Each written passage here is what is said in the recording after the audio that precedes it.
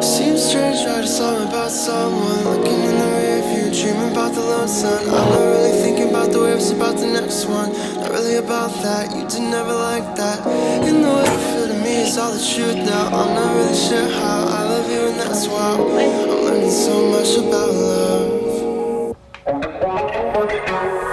안녕하세요. 오랜만에 제로 웨이스트 이야기로 돌아온 지희입니다. 오늘은 제가 요즘 친해지려고 노력하는 제품들에 대해 이야기를 해보려고 하는데요. 아무래도 기성품들에 비해서 손이 조금 더 가고 그리고 좀 귀찮은 면이 없지 않아 있기 때문에 솔직히 말해서 친해지기가 쉬웠던 거는 아니에요. 그래도 이런 시행착오들을 함께 공유하면 좋을 것 같아서 오늘 영상을 만들었습니다. 그러면 첫 번째 제품부터 한번 시작을 해볼게요. 첫 번째는 소프넛이라는 친구입니다. 이름처럼 비누 거품이 나는 열매인데요. 사포닌이라는 게 들어있어서 천연 세제 역할을 한다고 해요. 세탁, 설거지 할 때도 쓰이고 샴푸로도 쓸 수 있습니다. 사기 전에는 정말 세척에 효과가 있을까 의심스러웠는데 생각보다 효과가 좋아서 함께 공유를 해보고 싶었어요. 구매해온 첫날에는 좀 희한한 냄새가 나서 놀랐어요. 그래서 처음에는 왠지 세탁용 세제로는 사용을 못하겠더라고요. 대신 설거지용 세제로 먼저 사용해보기로 합니다. 사용 방법은 되게 간단해요. 용기에 소프넛이랑 함께 물을 담으시고 뚜껑을 닫아서 흔들어 주시면 됩니다.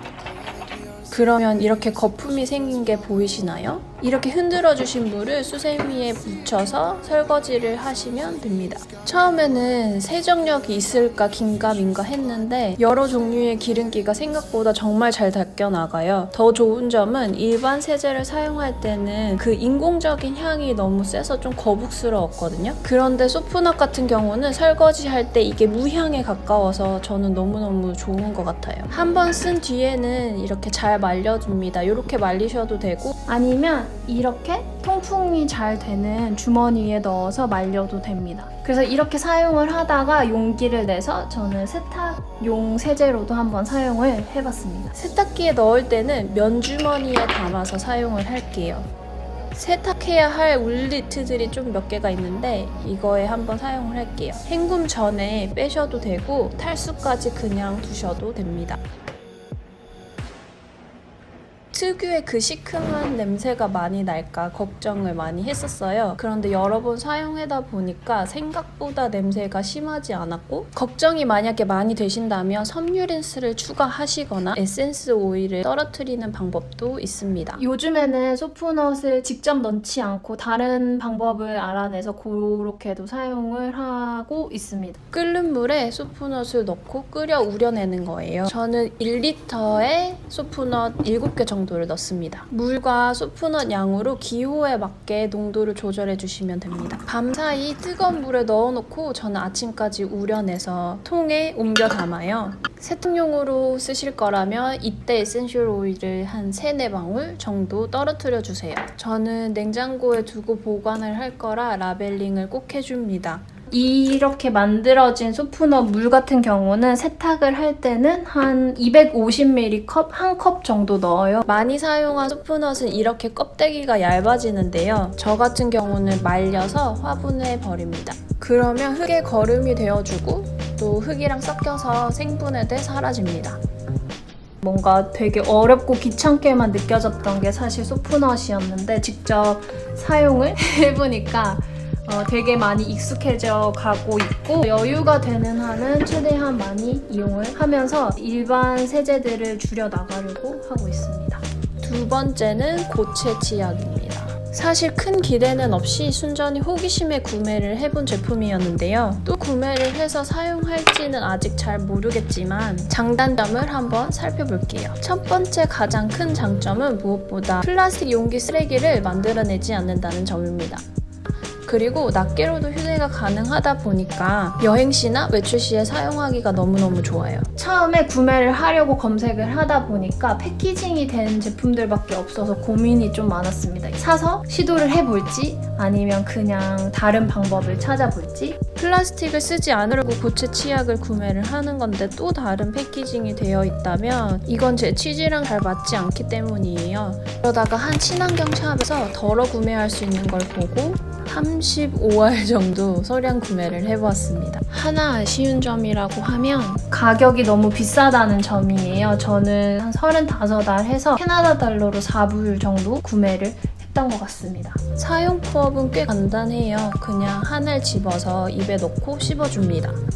그리고 일반 치약처럼 똑같이 양치를 해주시면 됩니다. 텍스처는 거품이 없다는 게 다르지만 이게 민트 향이라든지 뭐 사용 후 상쾌함 같은 것들은 다른 치약들이랑 되게 비슷해요. 단 하나 주의할 점은 이게 습기에 약해서 이걸 집어 사용하신다고 하면 물기 없는 손으로 집으시기를 추천을 드리고 물기가 묻으면 바로 조금씩 다 녹아버리더라고요. 그래서 그 부분을 주의를 하셔야 할 것 같습니다. 사실 고체 치약 말고도 덜어서 구매를 할 수 있는 제품들도 있고 혹은 직접 만들어서 사용할 수 있는 치약들도 있는 걸로 알고 있어요. 그런데 저는 아직 딱 이거다 할 치약의 대체품을 아직 찾지를 못했고 혹시나 좋은 팁이 있으시거나 이런 제품들이 있다 하시는 분들이 계시면 댓글로 많이 남겨주세요. 세 번째는 원목 제품들인데요. 여러분은 이런 나무 제품들에 익숙하신가요? 저는 나무 제품들이 주는 그런 따뜻한 질감이나 부드러움이 좋아서 이제 나무 제품들을 많이 구매를 하려고 했는데요. 그런데 이제 저희 어머니께서 원목 제품들은 관리가 힘들다, 특히 주방용품들은 조언을 해주셨었어요.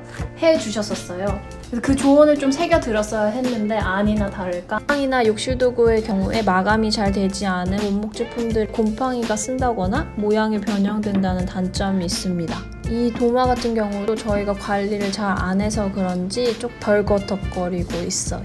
그래서 요즘에는 정기적으로 원목 제품에 오일 코팅을 한다든지 사용 후에 잘 말려주는 등의 섬세한 관리를 해주고 있습니다. 그렇지 않으면 오래 쓰지 못하고 금방 버리게 되더라고요.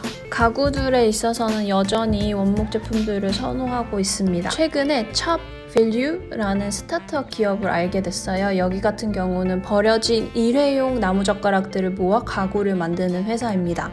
새로운 나무를 벌목하지 않고 버려지는 나무젓가락으로 업사이클 한다는 점이 신선하고 매력적인 브랜드인 것 같아서 다음에 가구를 구입하게 된다면 이곳을 이용해 보려고 눈여겨보는 중입니다. 마지막은 제 하루의 원동력이라고 할 수 있는 커피에 관한 이야기입니다. 저 같은 경우는 모카팟을 이용을 하는데요. 만드는 재미도 있고 모카팟 하나만 있으면 되기 때문이에요. 그러다 보니까 늘 갈린 원두를 구매를 해야 되는데 그게 문제입니다. 저도 같은 값이라면 맛있는 원두를 구매를 하고 싶은데 그때마다 패키징된 비닐 포장을 함께 가져와야 하는 게 그게 고민이에요. 그래서 알게 된 방법이 제로웨이스트 샵의 원두입니다. 이곳에 가면 원두를 종류별로 담아놓고 내가 원하는 만큼 그 자리에서 갈아서 가져올 수 있습니다.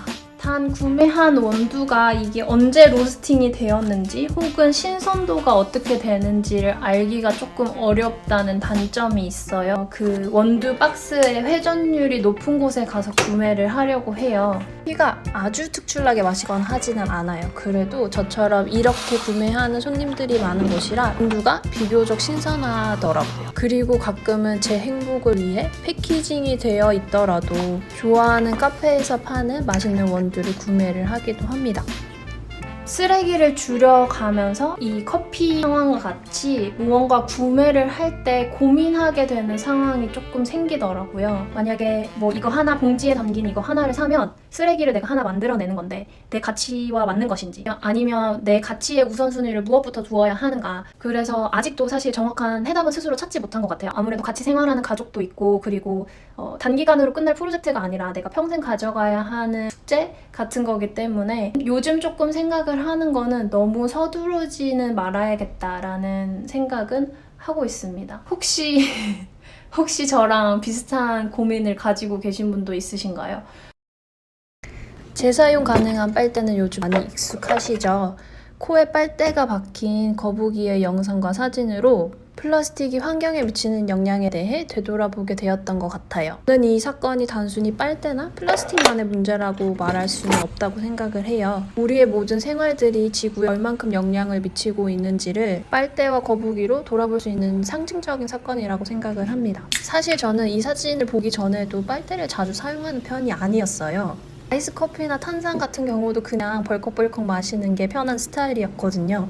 그래서 솔직히 제로 웨이스트에 막 관심을 가지기 시작하던 그런 시절에 미디어 인사템 같은 느낌이라 구매를 한 제품이 바로 이 빨대입니다. 그래서인지 사놓고 사용하는 횟수가 정말 많지 않은 제품 중 하나예요. 그래서 제가 빨대 이야기를 마지막에 가져온 이유는 주위를 살펴보면 플라스틱 대체품이나 혹은 친환경 라벨이 붙은 제품들을 요즘 쉽게 많이 찾아보실 수 있으실 거예요. 그런데 그런 제품들도 이면을 살펴보면 좀 신경 써야 되는 부분들이 늘 있더라고요. 예를 들어서 소프넛 같은 경우도 한국은 국내산 소프넛이 나오기는 하지만 제가 살고 있는 여기 캐나다 같은 경우는 기후의 이유 때문에 대부분이 수입산이에요. 그렇게 되면 선박이나 비행기로의 운송이 불가피하게 되고 그만큼 탄소를 배출하게 되는 거죠. 그렇게 봤을 때 소프넛이 만약 지구에 좋은 일인 것인가 라는 걸 생각을 해볼 수 있는 거죠.